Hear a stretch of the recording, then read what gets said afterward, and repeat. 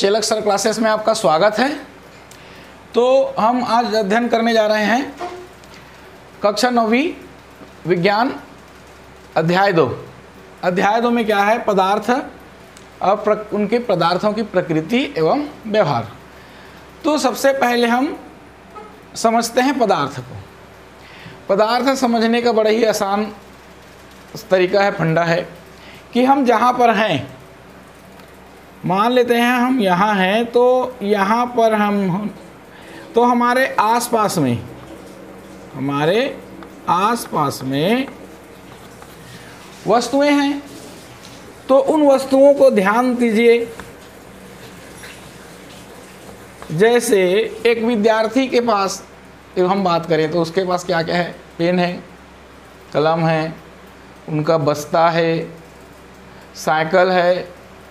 इसी प्रकार से घर के अंदर आए तो घर के अंदर जो है, विद्यार्थी के घर के अंदर जो है, उनके खाने की चीज़ें, पीने की चीज़ें, तो ये सारी वस्तुएं हमको, पानी है, बर्तन हैं, किताबें हैं,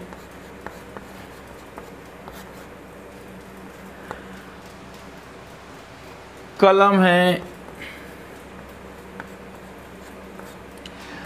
अब इनके बारे में सोचिए, क्या सोच रहे हैं? तो समझते हैं। जैसे कि हमारे पास ये कोई वस्तु, ज़्यादा दूर नहीं जाते, ये चौक, ठीक है, और ये मेरे हाथ में, मैंने ये क्या कर दिया, इसको रख दिया। तो जहाँ पर ये चौक है, वहाँ का हाथ का जो हिस्सा है वो हमको दिख नहीं रहा है। दिख रहा है क्या? नहीं दिख रहा है। क्यों नहीं दिख रहा है? क्योंकि चाक ने क्या किया है? स्थान घेरा हुआ है। तो वो सारी चीजें, वस्तुएं जो क्या करेंगी? स्थान घेरेंगी, स्थान घेरती हैं। वे क्या कहलाती हैं? पदार्थ कहलाती हैं। सरल है ना, बिल्कुल। वे सारे वस्तुएं जो क्या करती हैं? स्थान घेरती हैं, वो क्या कहलाती हैं? पदार्थ कहलाती हैं। अच्छा, उसके साथ साथ इस चौक का एक निश्चित क्या होगा? द्रव्यमान होगा। अर्थात वस्तु का दूसरा चीज क्या? द्रव्यमान।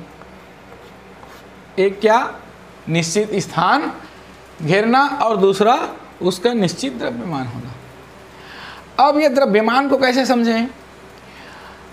तो आप जिस जगह हैं उस जगह और कुछ चीज़ों को अध्ययन करिए, ध्यान दीजिए। अब जैसे कि प्रकाश, जब हम आपस में बात करते हैं, एक दूसरे से मिलते हैं, तो जब हम मुस्कुराते हैं, मुस्कान,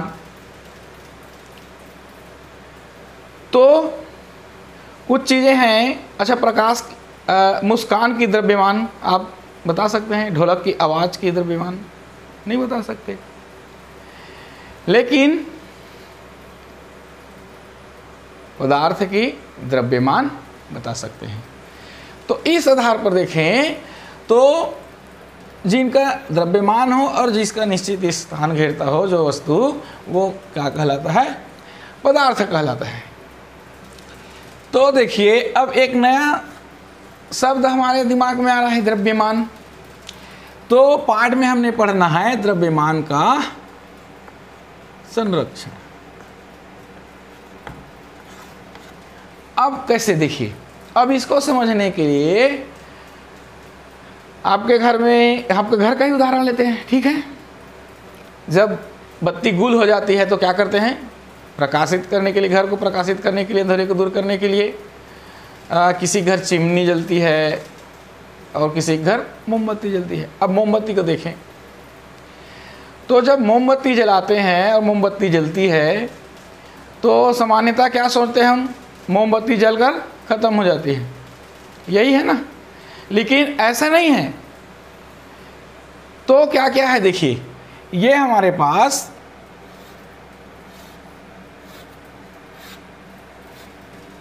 ये क्या है हमारा, मोमबत्ती। तो मोमबत्ती कब जलती है, जब इसके साथ ऑक्सीजन जो गैसीय अवस्था में विद्यमान है, ये इसके साथ सहयोग करता है,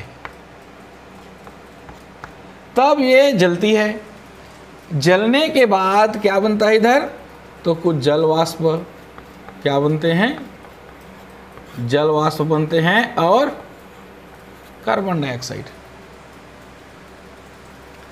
और क्या बनता है भाई, तो इसका मोम बचता है। क्या बच जाता है, मोम बच जाता है।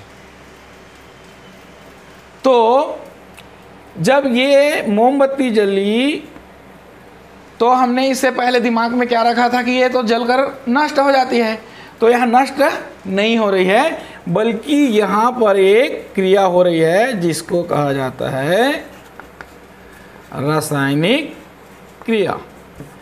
और रासायनिक क्रिया के फलस्वरूप क्या बनते हैं, यहाँ पर उत्पाद बनते हैं। तो मोमबत्ती के जलने से क्या उत्पाद बन रहा है, जल वाष्प, कार्बन डाइऑक्साइड और मोम। तो यहाँ एक चीज जो हम जिसकी बात कर रहे थे, द्रव्यमान संरक्षण की बात, तो द्रव्यमान संरक्षण अर्थात जब हम इसका द्रव्यमान ज्ञात करते हैं कि इसका, ये मोमबत्ती का और उसके उत्पाद का, तो दोनों का जो द्रव्यमान होता है क्या होता है, बराबर होता है। तो अब एक बात तो स्पष्ट हो गई, क्या, कि मोमबत्ती जलकर नष्ट नहीं होता, क्या होता है भाई, रूप में परिवर्तन। अच्छा, यही नहीं, यदि हम घर में किसी कटोरे में पानी रख दें तो क्या होगा, धीरे धीरे धीरे धीरे वो वाष्पित होके उड़ने लगेगा। तो क्या वो नष्ट हो गया, नहीं। तो इस प्रकार से हम देखें तो द्रव्यमान का संरक्षण में देखें तो क्या होता है, जब रासायनिक क्रिया होती है तो जिसका हमने उपयोग किया है वो और उसका उत्पाद क्या होता है, उसके द्रव्यमान जो है बराबर होती है। अब देखिए यहाँ हम हैं ये, और हमारे चारों ओर देखें तो पूरा पदार्थ है चारों तरफ। अब इसमें हम जैसे इस समुद्र की बात करें तो समुद्र में क्या है, समुद्र का पानी है, ठीक है। तो ये समुद्र का पानी एक मिश्रण है, क्या है, मिश्रण, फिर एक नया शब्द आ गया, पदार्थ है, मिश्रित भी है। मतलब जैसे एक तांबे की बात करें तो 60 या 40 या 80 20 के अनुपात में कांसा पीतल होता है। तो यहाँ पर जब हम समुद्र में पानी की बात कर रहे हैं तो ये मिश्रण है, तो किसका मिश्रण है, सोडियम क्लोराइड, सोडियम और क्लोराइड का वो मिश्रण है। तो इस प्रकार से हम देखें तो हम समझते हैं, हम पाते हैं कि जो हमारे आसपास के जो पदार्थ हैं वे एक से अधिक अवयवों से मिलकर बने हुए हैं, एक से अधिक अवयवों से मिलकर बने हैं, जिसे हम क्या कहते हैं, मिश्रण। जैसे हमने देखा क्या, समुद्र का पानी। अब देखें ज़्यादातर हम गर्मियों में इस्तेमाल करते हैं शीतल पेय। अच्छा, ये शीतल पेय में क्या क्या होता है देखिए, तो शक्कर, नमक, कार्बन डाइऑक्साइड और जल। देखिए ये सारी चीज़ें मिलकर हमारे लिए शीतल पेय का निर्माण करती हैं। तो इस आधार पर ये सब चीज़ को जब हम देखते हैं तो हम पाते हैं कि पदार्थ जो है एक से अधिक अवयवों से भी मिलकर बने होते हैं अधिकांश अवयव, और इन्हीं अवयवों को हम क्या कहते हैं? मिश्रण कहते हैं। अब देखते हैं मिश्रण के प्रकार। तो मिश्रण को हम इस प्रकार से उनके प्रकार को समझ सकते हैं। देखिए बहुत ही सरल है। हमने एक 3 उदाहरण लिया, नमक और जल का मिश्रण लिया, दूध और पानी का मिश्रण लिया, चाक के पाउडर और पानी का मिश्रण लिया। तो हम क्या पाते हैं, जब नमक और जल के मिश्रण बनाने के बाद, लेने के बाद हम उस पर लेजर लाइट से प्रकाश को ऐसे उस पर फोकस करते हैं, तो यहाँ किसी प्रकार से दृष्टिगोचर नहीं होता। किस पर? नमक और जल के मिश्रण में। ऐसा क्यों नहीं होता? क्योंकि नमक और जल के मिश्रण के जो अवयवी कण होते हैं वो क्या होते हैं? समान होते हैं। अवयवी कण क्या होते हैं? समान होते हैं। अब अवयवी कण को आगे समझेंगे। तो समान होने के कारण जो प्रकाश होता है वो दृष्टिगोचर नहीं होता, और ऐसे मिश्रण को हम क्या कहते हैं? विलयन कहते हैं। पहला हो गया। अब दूसरा देखें, दूध और पानी के मिश्रण को। अच्छा, इसको छान कर अलग नहीं किया जा सकता। किसको? ये नमक और जल के मिश्रण को। उसी प्रकार से दूध और पानी के मिश्रण को भी छान कर अलग नहीं किया जा सकता। लेकिन इसमें अंतर क्या होता है कि जब हम दूध और पानी के मिश्रण में प्रकाश को आने देते हैं तो दृष्टिगोचर होता है उसमें। उसी प्रकार से चाक के पाउडर और पानी के मिश्रण में जब यही क्रिया दोहराते हैं तो इसमें भी दृष्टिगोचर होता है। अच्छा, एक चीज़ और इसमें अलग देखने को मिलती है। चाक के पाउडर जब पानी का मिश्रण करते हैं तो चाक के जो कण होते हैं धीरे धीरे तली पर बढ़ जाते हैं, और जिसको हम छान कर अलग कर सकते हैं। लेकिन यहाँ पर देखें, दूध के साथ पानी के मिश्रण को तो नहीं कर सकते, लेकिन प्रकाश दृष्टिगोचर होता है। तो ऐसे मिश्रण को क्या कहा जाता है? कलील कहा जाता है। क्या कहा जाता है? कलील कहा जाता है।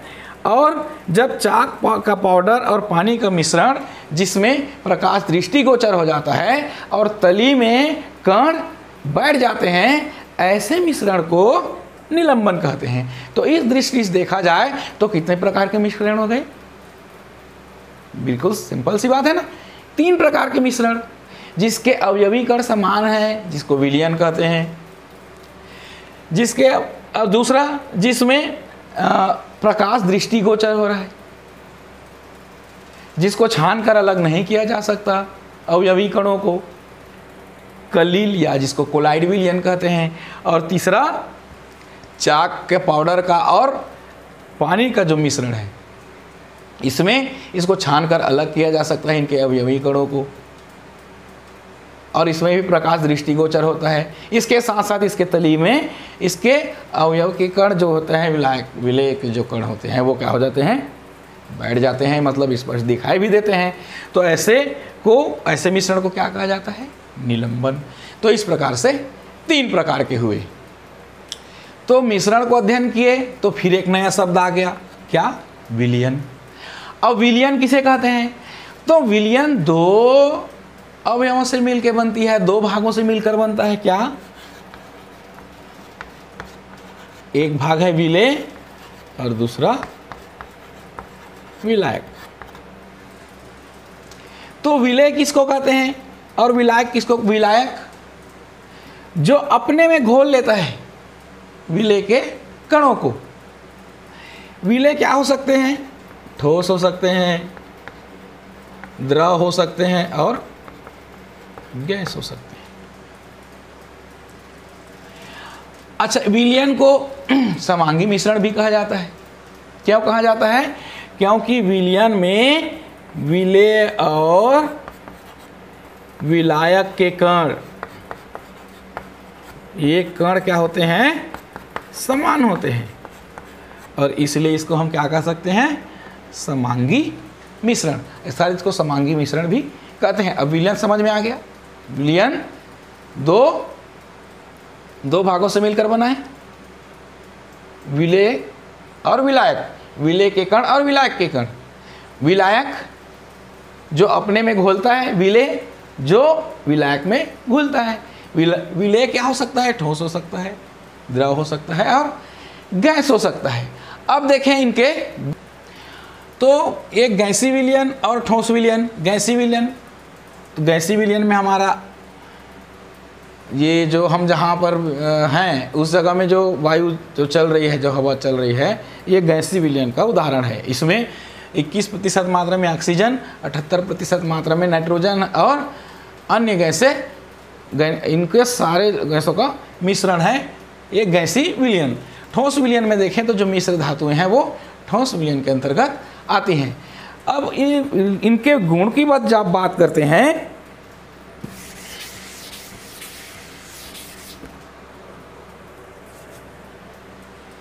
तो क्या चीज़ है? पहला गुण तो ये विलयन में विलेय होगा और विलायक होगा। क्या होगा? विलेय और। इसके गुण को समझने के लिए हम नमक और जल के उदाहरण को, विलयन को ही देखकर हम समझने का प्रयास करते हैं। देखिए कि नमक और जल के विलयन में जब बात करते हैं, मिश्रण में बात करते हैं, तो दो चीज़ है, एक विलेय है नमक और दूसरा विलायक है, जल है। पहला गुण हो गया विलयन का क्या? कि विलेय और विलायक हो। दूसरा गुण देखें तो विलेय और विलायक के जो कण होते हैं उनका वितरण समान होता है। विलेय और विलायक के कणों का वितरण समान होता है। तीसरा, इनके कण बहुत ही छोटे होते हैं। विलेय और विलायक के कण बहुत ही छोटे होते हैं और छोटे होने के कारण क्या करते हैं? प्रकाश की पथ हमें दिखाई नहीं देती, प्रकाश की पथ दिखाई नहीं देती। तो इस प्रकार से हमने जाना विलयन के गुण। तो वीडियो आपको कैसा लगा जरूर कमेंट बॉक्स में कमेंट करके बताइए। अगले वीडियो में फिर मिलते हैं।